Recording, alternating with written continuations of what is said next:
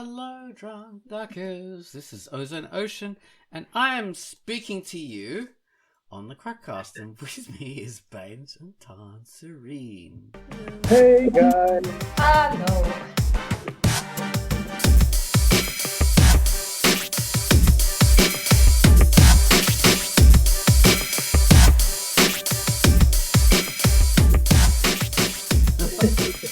We're all doing sing-song voices today, because this is the musical Quackcast. No, it is not. I would not be online for that. This is the Hook Quackcast, the hooks. Mm. So this is where we talk about what gets you into things. And it's funny that you can be like hooked into something you'd never think that you'd be hooked into. Because something gets you and pulls you in. But before we talk about that, we have to bring up the featured comic. I'm going to tell you about the featured comic now, and the featured comic was Little Miss Alison Blue.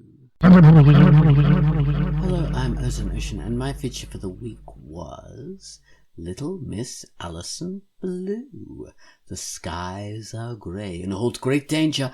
Outside of Alison's little bubble of familiarity, a world-spanning war is all-encompassing. Things seem normal to young Alison, although a little off. What is that great big military base near her at Bletchley Park? And what does her dad do there? This is a quiet, slowly evolving drama story comic. I absolutely love the dreamlike, simple art in muted colours. It's very stylized and highly charismatic. So this is a comic by Isen Comics, and it's rated T for teen. That was Miss Alison Blue. Next up, we have the featured music. Gummels has given us a theme to a little comic called Nothing. Because he hasn't given us a theme to a comic, he's given us a theme to the whole of Quails Random. Because he did a news post about that on Thursday. Oh. And yeah, he's just talking about the whole Quails Random in this particular piece of music. So here you go. He says it's an odd little thing for Quails Random based on his Thursday news post, and I say it's a random melange of majestic influences, cat yowls and alien sounds. This is a glorious mixture of melodic mastery that shouldn't blend but somehow does. So take it away, Gummels, with your melange of mastery.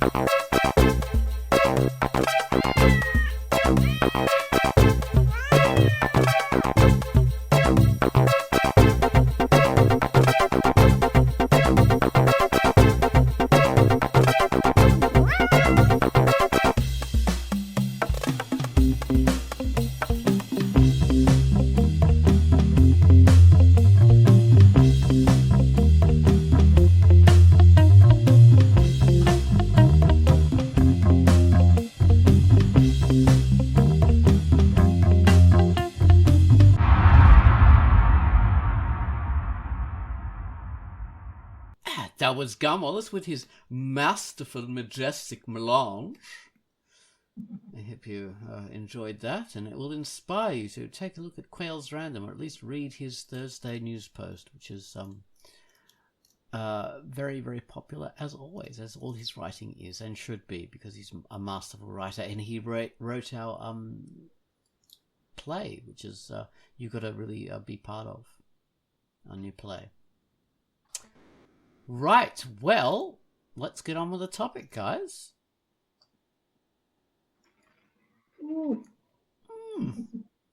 So, Baines, when did you become an incorrigible, obsessed, obscene, insane Trekkie, wearing, like the Trekkie onesie?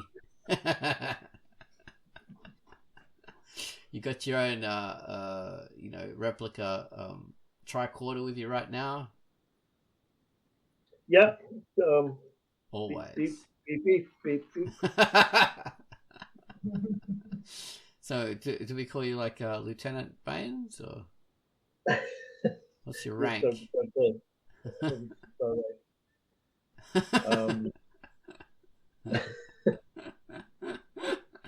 I do like it. It kind of left me for many years, and like since we've been lately doing role playing Star Trek, the D&D Star Trek game, I've really gotten back into it in the last few months.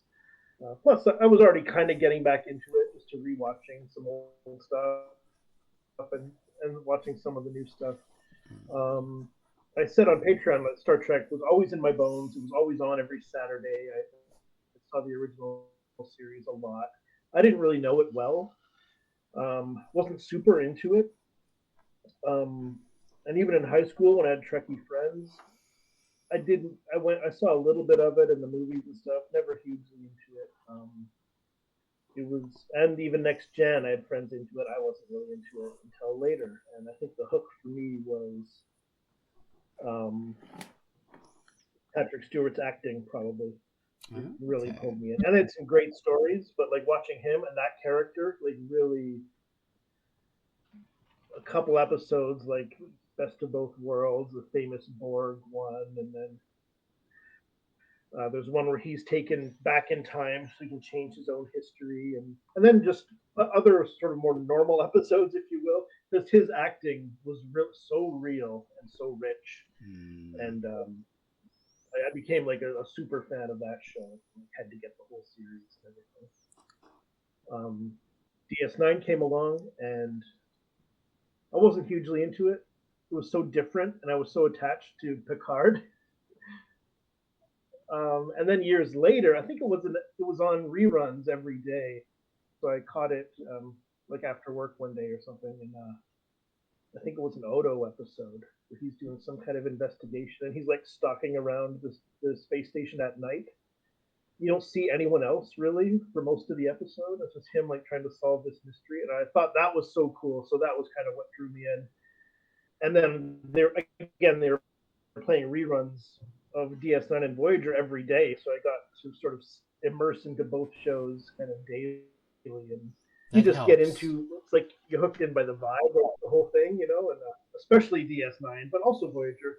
I really got excited about both of those shows. That was it. Now I hate it again. No. That's funny. Like, okay, so just a bit of an aside from Star Trek. Back when I was doing my art degree years and years ago, one of my degrees, there was I do a lot of work at home, like research and painting and all this kind of stuff, and they were repeating over and over and over the show called Farscape, which is an Australian-American production, sci-fi, and Buffy the Vampire Slayer. And I'd hated Buffy the Vampire Slayer back when it was first on. It really did not appeal to me. It was a silly teen show about, like I loved the movie because that was just fun and silly. And then the TV show was so dramatic and soapy, and I thought, oh my God. And she's like a super like karate kicking person, and I thought, oh, like the original Buffy the Vampire Slayer, she just like stabbed people in the heart, proper traditional vampire stuff in this TV series, whatever. But yeah, these two and the original like Farscape, yeah, when originally that was on, I thought, oh, an Australian attempt at sci-fi, how embarrassing. I did not give it the time of day, but when it was repeated over and over and over again, I was going, okay, I may as well watch this. It's on every single day. It's a bit of a sci-fi, and Buffy the Vampire Slayer, it's on, whatever. And I really, after a while, I started to massively enjoy those shows and really get into them, especially Farscape. I loved it so much. I bought all the DVDs and would watch them over and over as I was doing my comic work years and years later. I even bought myself, a new TVs just to be able to watch that. Really good, really good screens. But yeah, and Buffy the Vampire Slayer. Now, then I finally worked. Oh, this is what people like about it. Okay, so yeah, you just need to be exposed to things in the right way in order to be able to like them and see what all the fuss is about. Yeah. Although I've gone back to not liking Buffy the Vampire Slayer. I don't know. I could never get into Buffy. There was this wave. Maybe I don't know. Maybe it wasn't for my cohort because I remember I like 2 or 3 years where my students were obsessed with Buffy. So I tried to watch some so I knew what they were talking about. And, my hook to teach them English always was to use whatever they were really passionate about in pop culture, real learning. So that was my hook. And yeah, okay, they like Buffy. Let me watch some Buffy. I couldn't watch any Buffy. I was somehow I could not take her seriously for some reason. I don't know why. I couldn't. So I said, okay, fine. We will not be doing Buffy. I had to resort to all the other stuff they liked. And, Oh dear. Yeah, it's funny. Like I hated the show initially, and then after watching it, I started to get into it. Oh my god, the characters started to appeal to me. But yeah, it has a natural repellence to me, so I fall out of favor again. that happened to me with Harry Potter. Again, same reasoning.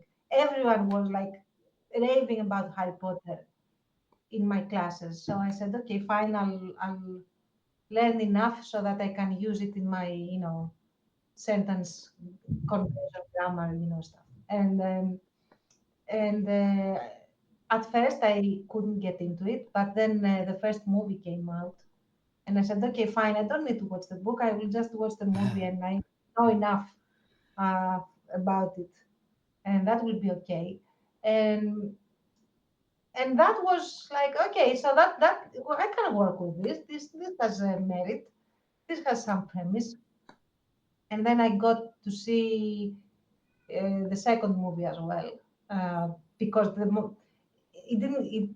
I watched it like a couple of years after it came out, and after that I picked up, I think the third book or the fourth book, something like that, and I liked that. Then I had started to get invested in the story, even though I had my objections.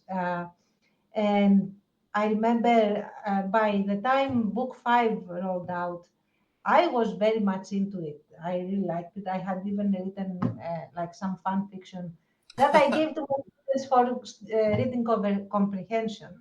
Wow. Yeah, and Nice. they sat the like lower exam, which is basically advanced level, like a little bit under advanced level, and then a proficiency level, and they passed thanks to this, which I'm still proud about. That's Um, amazing. yeah, Yeah, and that's cool. after that, book 6 came out, and I again realized, like, wait, this is actually crap. And then I could not get into it again. I So yeah. I watched the first movie. Yeah, I could never be bothered with it because it came out like not that long ago. The whole book series, and it had all these people who are fascinated by it. But I thought, like I grew up with like The Hobbit, Lord of the Rings, and Narnia. So franchise fantasy was something, not franchise fantasy, but that kind of serial fantasy was something that I liked, and I thought, well, this is just the kind of Me Too version of that. Like years later, there's nothing original or special about it. So I was sort of against it for that. Then the movies came out, and I thought, oh well, okay. They're suddenly doing great big movies of something that's not even that old, or original. Why would they even do that? So again, and that was another mark against it for me. But years later, one of the movies was just happened to be on TV, and I thought, oh, I'll have a look, and yeah, it was quite good. Be quiet, mouse. But yeah, I haven't been drawn to read it or watch any of the other movies or anything, but the movie I did watch was good. Yeah. Yeah.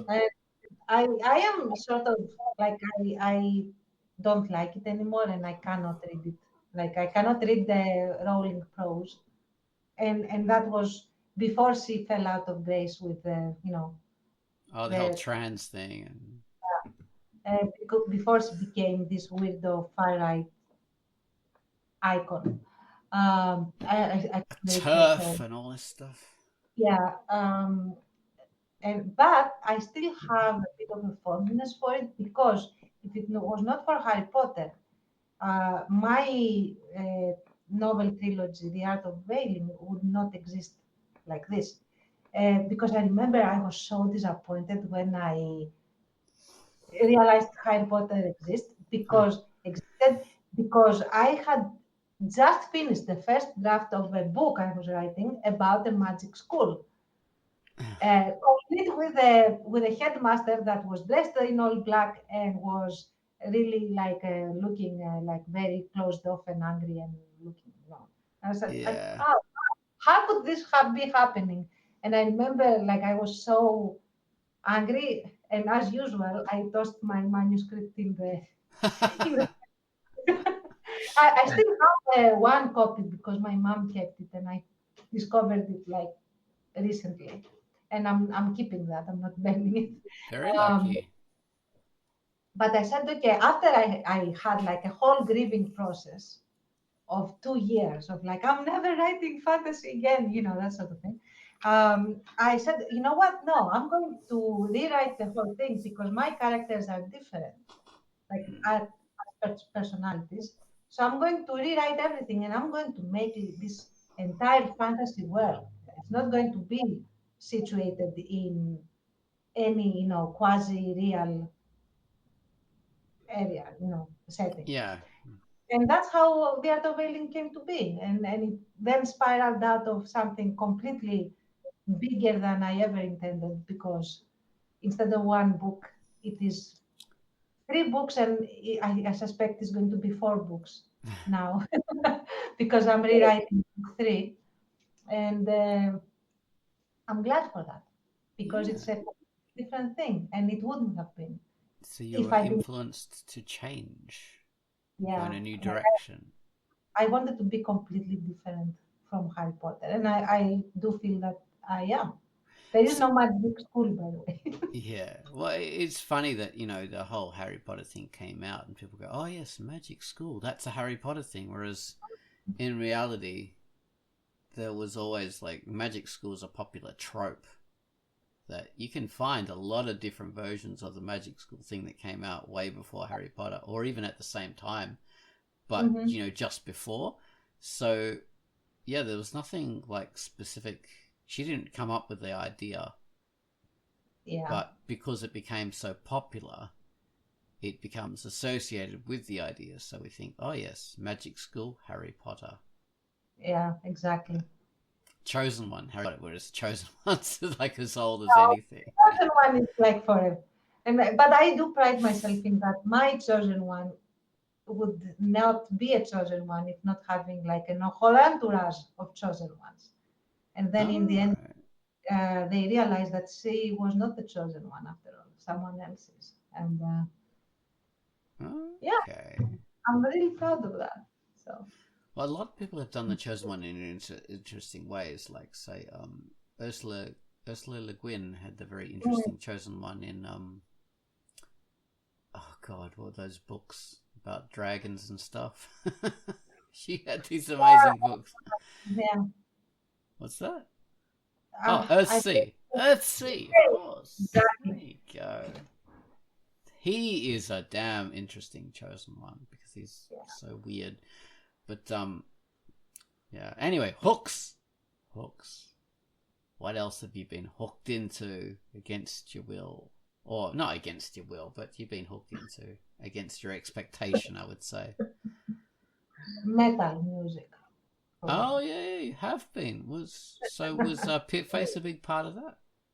Yeah, absolutely. Because I would not ever choose to listen to metal if it wasn't for her. And I remember that she was very clever about it, in the sense that she sent me uh, uh, pieces that were sure to appeal to me. And I remember there was one. I think the first one was For Whom the Bell Tolls, Okay. and I was blown away. Uh, and then I had I listened to different really stellar pieces from all the big four metal bands, and then I was off to the races. Because I wanted to listen to more. I really like this heavy, really heavy new bass and electric guitar and the drumming and all that. And then I stumbled across symphonic metal, and yeah, there's no way I'm getting out of that ever. So, yeah, You're stuck in it forever now, in the quicksand of metal. exactly. And the big four, I think we all know, are Kiss, Yeah. and Motley Crue, Yes. and Guns Van N' Halen. Roses and Poison. Poison has got to be the one. Poison. Well, when I was into metal in the 80s when I was growing up with that, then back then it was like a completely different scene, and metal was basically the pop. That was pop music in the 80s. Like you had like new wave kind of music, and then you had like hip hop was sort of just that really wasn't in the mainstream at all. Hip hop was sort of on the edge. Metal was fully mainstream, in that all the other pop bands that weren't metal were playing hard rock and growing. So everyone had long hair, everyone had like spandex, and that was metal. And that just was metal. And then in the 90s, when grunge came into the scene, it was like, oh my god, we can't do that anymore. We have to be all like in normal clothes, and we can't tease our hair up. Everything has to be like, more realistic and not fancy. And then all the metal bands started shaving their heads and stuff and growing fat and wearing leather, and then like even worse, they started thinking, oh my god, that 80s stuff, that was hair metal, and that was like that was like glam, that was like, and you think, come on guys, don't disown your roots. That was metal. That was all metal bands had long hair. There's no such fucking thing as hair metal. That's made up to try and divorce yourself from your past, which is silly. But I still love that 80s stuff. Because it's just so weird and singular and hyper and full of joy. There's some of it was aggressive, but a lot of it was just fun. Whereas in the 90s, it started to get very depressive and serious. And now I can't stand modern metal. Some people really love it, but I just cannot get into it because it's not very... Okay, this is just a personal judgment. Personal, purely subjective.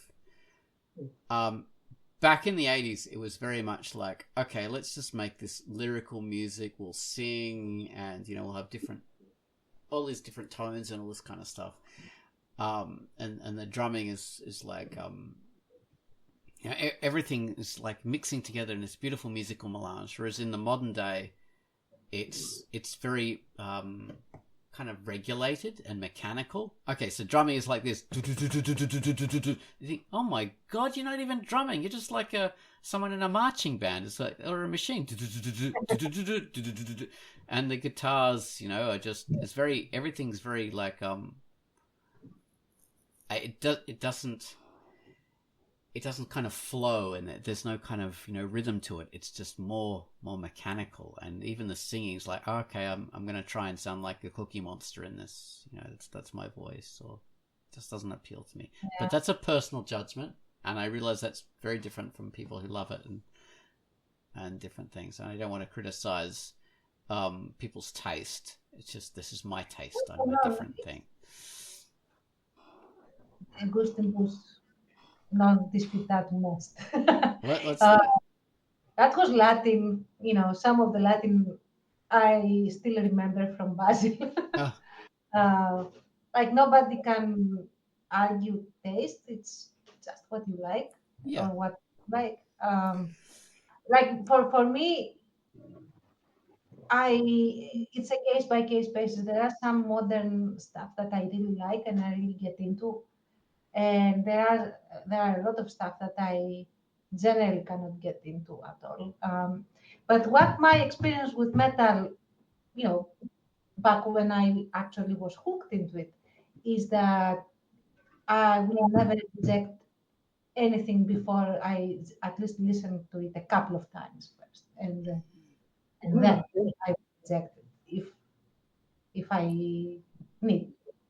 You know what? So, I was drawn into, actually, because I loved that 80s stuff, and then it like all died at the end of the 80s into the 90s. But then I started listening to the earlier stuff that influenced that, which was, bands like Iron Maiden and Black Sabbath and, of course, the glorious Led Zeppelin. And I got into Led Zeppelin because of that, that were the earlier influences of that stuff, but also because of their Lord of the Rings influence stuff.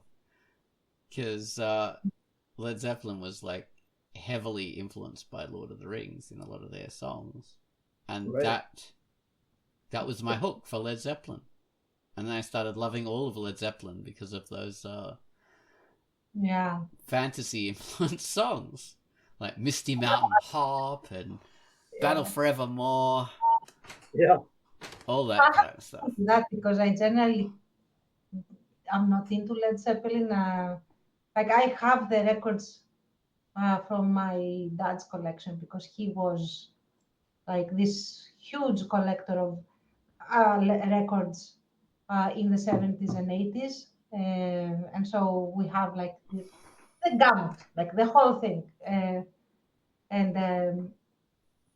I listened to, I don't even remember the albums, and I could not get into it at all. Wow, really? Yeah. But I might get into it if I listen to it now. I haven't listened to Led Zeppelin for a while. So maybe I was too young for it. Could be. So interesting. Well, my sister years and years ago bought me this huge box set called the Remasters. It had a whole bunch of CDs in there, and I could listen to all of these songs over and over and over again and again and again. And there's many different styles of music that they do. There's not only heavy songs, there's like folk songs and all these different styles, almost reggae, just lovely little lyrical things and classical things. And that, listening to those, sort of got me more into folk music, and loving the music that influenced that stuff. So like traditional folk music, and also the 1970s folk music like Joni Mitchell and all that. So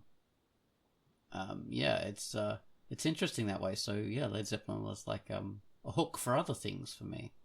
Right. So so if you listen to their more folky songs, maybe you'll like them. I don't know. Right. I mean, I'm absolutely open to it. I used to be very much a heathen that doesn't want to listen to anything she doesn't already know, but not after the metal thing. I listen to anything first. So I listen to that again. Yeah. Well, I listen to that because I have never listened to the folky stuff. So Well, it's funny how things can draw you into other things, isn't it? Like they can hook you into other things. Like say back in the 80s, not the 80s, the 90s. I listened to a lot of Rammstein because that was on the radio all the time. Du hast mich. yeah. Love that song.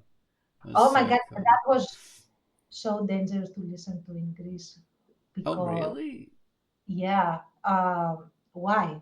Because it was very it like the sound is very heavy, angry German, Yeah. and the angry German has very specific cultural connotations over here. Oh, So yeah, the Nazi everyone stuff. would, yeah, like, are you like a skinhead? Are you like a neo-Nazi or whatever? So you couldn't really listen to that until easily into the 2000s without turning heads in the wrong way. So um, Ah, German metal was a thing that you had to be very cautious how to listen to. interesting. Yeah. Mm. It's amazing what the common unconscious does. So Yeah. I mean, he was the lead singer. Till Liebman was criticized for sounding like a Nazi prison guard or something, which was very silly because, sure, it's like in the movies people talk like that, but he's a real yeah. man and part of an ongoing culture. Like he didn't Mm. stop it in the 1940s, and the music's actually usually left wing or countercultural. Yeah, And and it is anti-fascist, anti yeah, general. But you cannot really explain that to an angry, like Greek guy that doesn't understand German. So, like, yeah. are you listening? In my head. Well, It has never happened to me, but yeah, it was around. Yeah, but listening to that got me into more industrial kind of music, mm, industrial metal, which was a thing in the 90s, and mm, other bands that like so. There's this, I think they were a Czech band, no, Slovakian band, Lieback, who were quite popular back in the day, and their stuff is like it's like an earlier version of Rammstein and a cleverer version, more artistic. But mm. then they also do really horrible, heavy pop that I cannot get into. Way too electronic for me. Just really so electronic. But back in the day, they sounded very much like Rammstein and before Rammstein. And yeah, it's just interesting how liking something can hook you into other things and hook you into other things that you never thought you'd be into, which is what this podcast is about. Yeah, um, for I sure. recommend Lie Back, and if you listen to one of their great songs, Life is Life, and Jesus Christ Superstar. Oh my God, yeah, that's it. Excellent pop songs. The guy's voice is amazing. Mm-hmm. The But, skinny Slovakian guy. since you went there, this guy superstar and all that. I remember like the classic old musicals being my gateway to basically modern operas. So I started off with My Fair Lady and then The Sound of Music and I don't know, Singing in the Rain, whatever, all of those. I still love them, by the way. And then looking for my next, musical, I stumbled across Phantom of the Opera. Oh, right, yeah.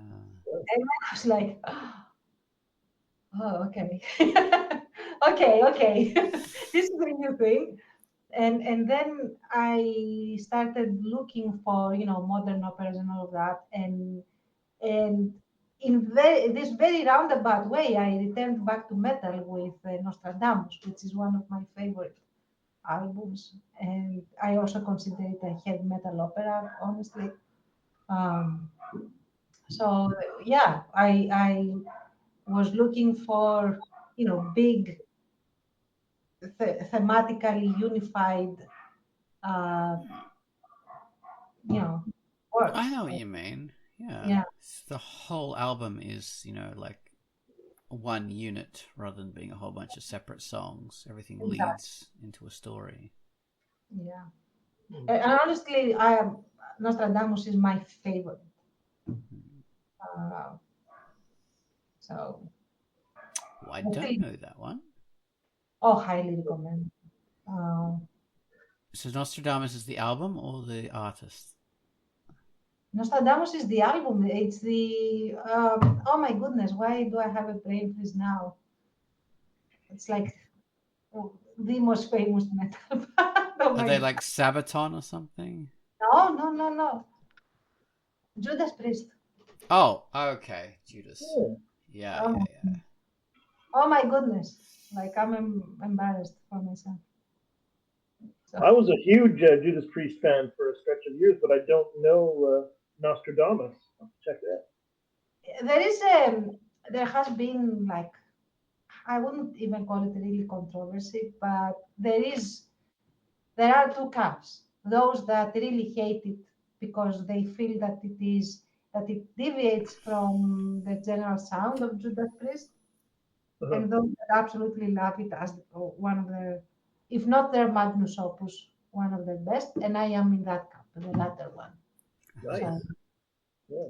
highly recommended. I absolutely love every like there is no segment you take out of that. You listen to it start to finish. So, Nice. Okay. mhm. It is basically the apocalypse as by like and it starts Nostradamus is predicting the apocalypse and all that. And then you have like the four horsemen arriving with their own theme song, which is Yeah. awesome. Wow. um, yeah, and then the destruction of the world, like it's awesome. It's like yeah, I'll stop. Yes, thank you for coming to my TED talk about Nostradamus. um, yeah. Well, that's the thing. We're talking about hooks and stuff that gets you into things, and yeah, we can talk about Star Trek and Star Wars and Harry Potter and Marvel and all this, but it really comes to the fore with music and songs because you get hooked into bands and And stuff. like I would have loved like an animation of Nostradamus, like the wall. That's another amazing like it has an amazing animation in there. So Oh, the wall? Yeah. I think it is in the wall. I may be mistaken, but I think it's the wall. You mean the Pink Floyd Mhm. concept? Yeah, I think so. Like I may have made a very embarrassing mistake. I No, know there's a that movie. I've never seen it, but yeah, it's an animated thing. I'm not even sure. yeah, they use it for the film clip for the Wall It's not song. a no, Hmm. no, it is in the wall. Oh my goodness, thank you. I remember Hmm. that. So it is this very like a surreal animation, definitely not for kids, and it has this Yeah, very famous marching hammers sequence yeah, in the there. fascist thing. Yeah, but it's not just the fascist thing; it's the entire thing. Like the guy Hmm. is basically hallucinating all of his psychological issues, and it's delicious. I love it. Yeah, Uh, with the aeroplanes bombing and the yeah, judge and the weird vagina thing and yeah, and the whole controlled by the mom, and then all the other the uh, judge and the yeah, teacher and the mincer and all that yes, stuff. all of that. We love all of that. Yeah, the wall is an amazing concept. I think the just that song, the pop song, Hmm. all in all, oh, you're just another brick in the wall. That got me into Pink Floyd as a child. That was my hook. And I watched that weird movie as a child and got into it. And that got me into Bob Geldof because he's the star of that movie. And then, yeah, I liked all sorts of Pink Floyd stuff, but only because of that movie, that song. I have to say that, the whole teacher, leave the kids alone, was my hook to introduce kids to critical thinking and to get them to actually do, like, not be passive in the learning process because, Greek society, depending on, when you, like, what side of the moon you catch them, can be super prudish or super progressive or both at the same time, which is like our very cultural, slightly schizoid situation. So because this song had the lyric, hey teacher, we don't need no education, hey teacher, leave the kids alone and all of that, it was like, oh, it is about, being against education, which is going to leave you like being basically a brick and unable to think and unable to be knowledgeable and make something of yourself. So these guys are like corruptors of the youth, Yeah. Uh, and without, I didn't intend for this to happen, but then I used it for all my classes.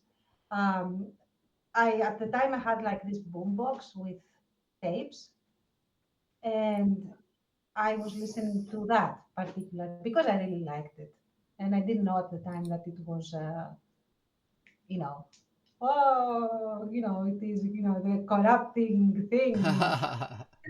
So the kids walked in. I didn't listen. I didn't notice them because I was preparing on the chalkboard. What they had to do.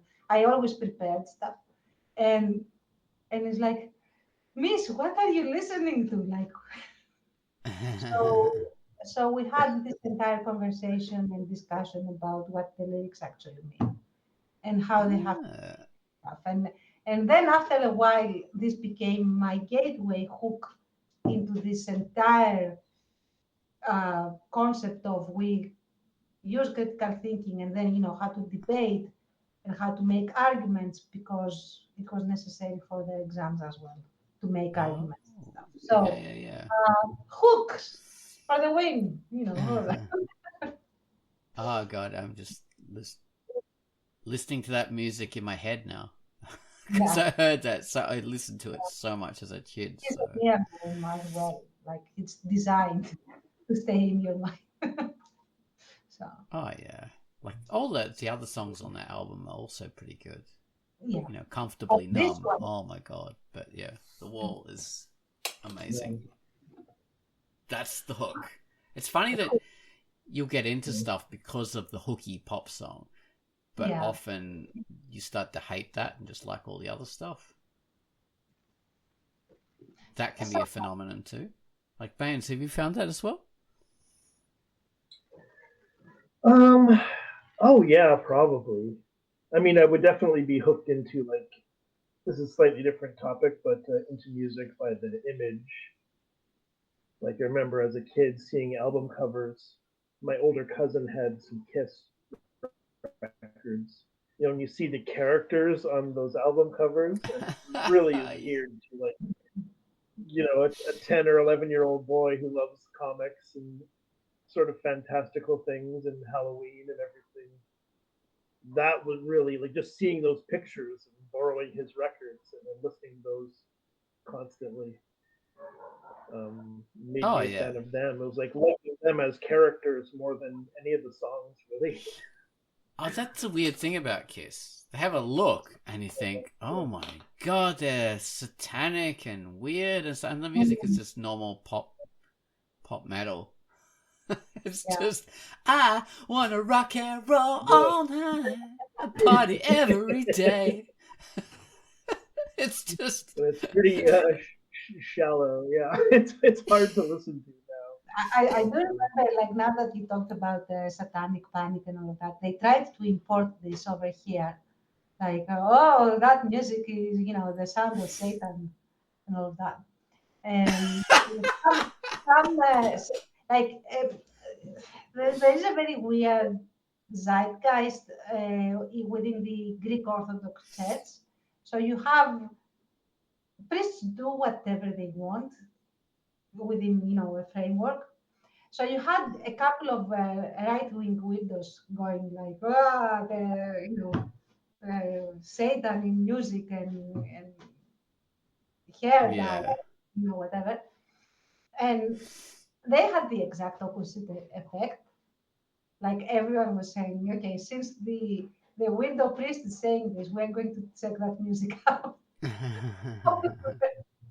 And yeah, they had to basically stop talking about it very quickly. Like it all lasted like 6 months tops, and because they basically became a meme before memes were a thing. Oh They my stopped. god, really? Mhm. It's like, yeah. Have you listened to the satanic music today? That's yeah. Well, yeah, that's the funny thing about that stuff. So Yeah, they were like they were the hook to get all of Greece to be very, very pro metal, which they like. We still are. Like most Greeks really like metal music. So ah, mhm. well, that's an interesting factor. Yeah, They should call Greek music, the Greek metal, bronze, bronze metal. it's not. Then it would be softer, wouldn't it? Basically. Well, bronze is pretty hard. Not as hard as steel, but it's pretty hard. Well, It lasts longer. That's the thing. Bronze is better. yeah, true, true, true. I do know that Metallica is that they are coming over like next year, and everyone has already lost their minds about it. Like it's like, they are coming back, that sort of thing. So Oh wow, that's cool. mhm. It's funny now that actually the 80s style metal is actually having a resurgence in a lot of places. So people Mm. are getting into that again, and that's pretty weird to me because that was like looked down upon for so many years, and suddenly, oh my god, that's a thing again. So that's pretty Right. cool. Yeah. Speaking of like the weird kind of like being hooked into something, and it's actually different to what people think it is. Like Bruce Springsteen was a big thing back in the day because of his "Born in the USA" song, Yeah. and everyone got hooked into that, and they don't realize he was like really like left wing and anti establishment and anti American imperialism. But because it was Uh, born in the yeah. USA and an American flag picture and him wearing jeans and like a white T-shirt, they automatically thought, yeah, this is like American heartland stuff. So Yeah, he like it sucked them seems in. like it seems like it's rah rah USA kind of mentality, and then really under the surface, it's something else. Um, I love Yeah. that idea of hooks that are straight laced. People have talked about David Letterman that way, sort of outwardly in his heyday. I mean, was this very conservative guy, seeming guy, like normal, not Mm. politically conservative, but just conservative, with the Mm. suit, the dorky kind of bearing, and the Midwestern sort of goofiness, but under the surface, very rebellious and like sort of really shaking up the status quo and everything. And really had a big True. impact on people because of that. Kind of flew Yeah. under the radar of parents and censors and stuff. Yeah, they used to have a lot of interesting guests that you wouldn't ever think would be popular or Mm. mainstream, but they would have them on Letterman and bring them to the fore, which was really Right? pretty cool. And you'd never even know that these days. It, Letterman used to promote them. And then you had like Conan O'Brien later on, much later on, sort of doing a similar thing, but being more openly alternative. Right. Whereas, Letterman was more secretly, like you said. Because he came out of an earlier stage with, what's his name? I don't know, all the American stand-up, not stand-up comedians, but talk show hosts. What was the other guy? He's really popular. Like pre-Letterman, you mean? Yeah. Johnny Carson. There you go. That's the guy. Johnny Carson. He was the big, popular one. But again, he was sort of doing the same thing, though, wasn't he? He was I don't know Carson as well. I mean, speaking of hooks, like Johnny Carson was never my cup of tea. I was probably too young. I didn't really get it. And I remember watching him when we had sleepovers at my friends and stuff. We'd stay up late and like catch this show sometimes. And I was like, I don't get this. One time, Letterman was a guest on Carson. I was like, I love that. Like I remember that very clearly. Well, Letterman. This Carson. Different. Yeah, Carson would have just been too old for you then. Basically. Yeah, I appreciate him now. I appreciate what he represents now a lot more. But yeah, back then, not really. Yeah, exactly. Like same with me with all because in Australia we had more British influence, so we had more British influence kind of people that I would see, and I just felt the same. Like, oh god, this is old people stuff. But later on, you understand the brilliance of it. Yeah.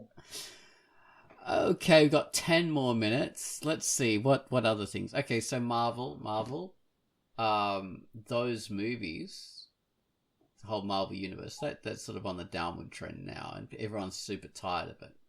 But when Iron Man came out, and Thor, and then I don't know, Captain America, those movies when they came out in the early stages, I think those massively hooked people into the whole Marvel thing, and they got new comic readers and stuff like that because of it, or at least people obsessed with Marvel just from those films. Like, would you agree with that? Yeah, I don't know how it affected the comic book reading numbers. I've heard different things about that. But yeah, it definitely, I remember those characters from loving Marvel comics as a kid, so they had me. If the movies hadn't been good, they would have lost me, but they pulled me in with I knew Iron Man, but it was really the Iron Man movie that makes him like one of the great characters. It's a great first film for the franchise to base itself on. I think it was Iron Man, Thor, and Captain America were the three main triumvirate. Big pillars. I remember Stan Lee, like this was much talked about in comic book fan circles, like how Marvel's hook in the 60s was to do more human problems for their characters. And that's how they set themselves apart. Starting with Fantastic Four being the first Marvel comic. Making them bicker between each other, and then Spider-Man had regular teenage problems, and that was their hook. Or maybe that wasn't the hook, but maybe the hook was the colorful covers and the whatever. But maybe the second set of hooks. Secondary. That's the barb on the hook, Rains. Yeah. People came to love Marvel for that, whereas Superman didn't have those problems, and a lot of the DC characters didn't, or maybe none of them, I don't know, didn't have those kind of issues. You just punch the villain, and you win in the end. Marvel characters lost sometimes. They struggled with money. They didn't get along sometimes, and that was really effective. I think Superman is the opposite in that. He's trying to be human. He's trying to experience the problems that humans do, but he's so super and godlike but it's just like play acting for a lot of the things that he's into. So yeah, he's a tougher character, unusual character, so powerful. yeah. But, No, now that there's this new Superman coming out that looks a lot more like the Superman of old that I watched as a cartoon when I was a kid. That for me is a hook to watch superhero movies again because they became quickly way too gritty and way too dark and serious and not what I was looking for in a superhero movie, I have to say. yeah, So I couldn't bring myself to watch them all. So, right. but I mean, now, definitely, yeah. Definitely applies to Superman. For me. yeah, for sure. Like the newer iterations of Superman in the movies, it's like that's Superman. Like, why would you go dark and gritty with Superman of all time? Exactly. Like he's So yeah, that was like the an opposite anti-hub. of dark and gritty.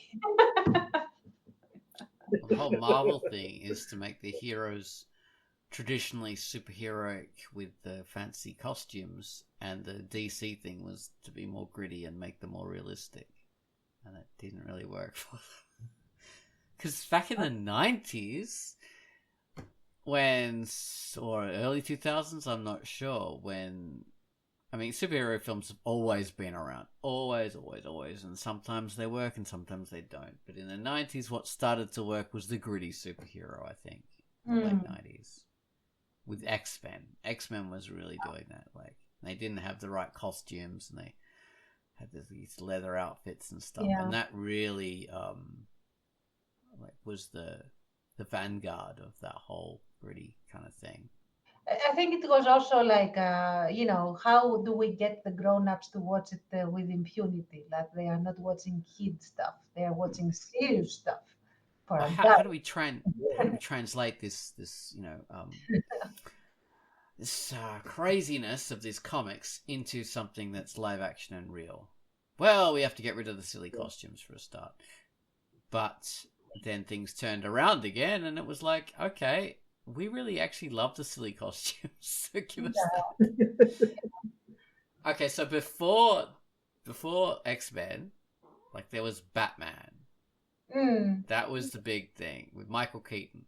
Yeah. Right. And that was a weird crossover. So they had the silly costumes, but it was gritty. Yeah, but it was both. Batman lends himself to being gritty and also larger than life and silly. So it worked really well. It doesn't work for everyone. And then Batman became super, super, super gritty. You know, I'm looking at Nolan's stuff. That's like that's way too heavy, man. Like way too heavy. Without even going with the super heavy storylines that I remember that were actually hard to read. So anyway. Yeah, well, I mean, when Batman came out in '89, I think, I'm not sure. Yeah, somewhere around. Yeah, I was really disappointed because I wanted a movie of the 60s TV series that I grew up with Adam West. That's what I wanted to see. So. That was my Batman. Yeah. But yeah. All right, we've got 3 minutes left. What are some hook things that we can bring up? I think on Drunkduck for a long time, a big hook for people was Chubby the Vampire. That was our big hook. So that's been a Drunkduck comic for so long. And there are others that also do that. I also think the friendly forum was a huge hook for a lot of people. Like, oh, people are friendly here and supportive, I'll join. That's right. Yeah. Exactly. So yeah, we have our hooks. Mm-hmm. We do. 2 minutes left, guys. We don't need to run out the clock. We don't need to run out the clock now. All right. Well, we will finish up then. This has been the Hook Cast. Yes. and it's been a bit of a fun topic. I liked it. Mm-hmm. But now I need to go and make a coffee and feed my annoying cat. Yeah, And same. My cats and my dogs, they all need to be fed now. yes, that needs to be done. All right, bye-bye, guys. Bye. Uh, Bye.